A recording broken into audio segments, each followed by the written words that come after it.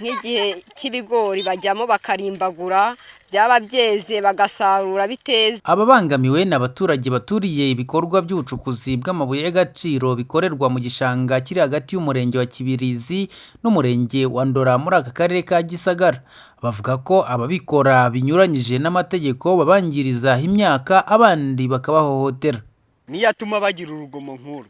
Iyo bagiye gukora uwo munsi ntibayabone, barenganya abaturage. Wajya nk'ahari hakurya ugahuriramo hari hasi, ibyo ufite bakabikwambura. Nta kintu baba badafite, intwaro zose za gakondo baba bazifite. Ntabwo wahura nabo ufite ikintu ngo bacike. Ko tuba tubona nyine bahungu bibereye muri ibyo, kandi leta tuzi ko yarangije kubisiba, ntawe ugomba gusubiramo. Mwahura rero ugasanga nimba yinywera ako kagwa kiwe, ugasanga arenda kugufata mu ishinga. Imyaka icyo bayangirizaho, nk'igihe cy'ibigori bajyamo bakarimbagura, byaba byeze bagasarura biteze, ukaba utababuza ngo bakwemerere. Numva bayiba, bararamo bayiba kugeza izi saha, dore ngaha ari uko bahatengene. Baragenda bagaca hariya ku mpande bakatibura, imigende igatibuka.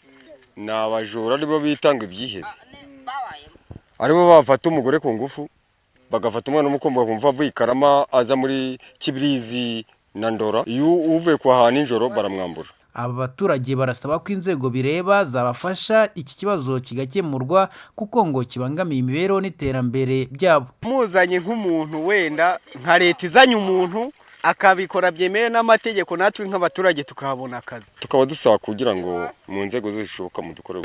Twabyungukiramo n'abana, natwe ubwacu tugatera imbere, kuko natwe twaba turi guhahira abana bariho batera imbere, tukabasha kubabonera amakayi n'inifomo n'iki batatwangiririje. Iyo harimo ibigori barahasenya, ugasanga ibigori byaratwawe, ugasanga ibikorwa by'abaturage biri gupfa ubusa, kandi biba byakagombye kugira abaturage akamaro. Umuyobozi w'akarere ka Gisagara Rutaburingoga Jahome we avuga ko ikirombe kiri muri aka gace abaturage bagaragajemo ikibazo, ubuyobozi bwari bwagifunze kugira ngo kizahabwe undi ugikoresha byemewe n'amategeko, ariko mu gihe ngo ataraboneka, inzego zitandukanye ziri bufatanye mu guha umurongo iki kibazo. Ikirombe cyari gihari, kikaba cyarahagaritswe, yari gitegerejwe ko hazaboneka undi. Hari igihe banyuramo bakayiba tukabarwanya, ni ibintu byumvikana nyine, ni nko gusiga ibintu abantu bakeneye hafi aho, ariko twumvikanye n'ubuyobozi ko tugomba kurinda icyo kirombe kugira ngo abantu badakomeza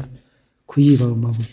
Abaturage bavuga ko bashingiye ku rugomo aba bacukura amabuye y'agaciro binyuranyije n'amategeko bakora, hari n'abashobora kubiburiramo ubuzima, ariho bahera basaba ko inzego bireba iki kibazo zagikemura, nabo bakabona uko bahinga imyaka yabo bisanzuye, batikanga ko yangizwa cyangwa ngo ugize ngo arabacyaha bamuhohotere. Mu karere ka Gisagara, nari Rukundo Emmanuel, Isango Star.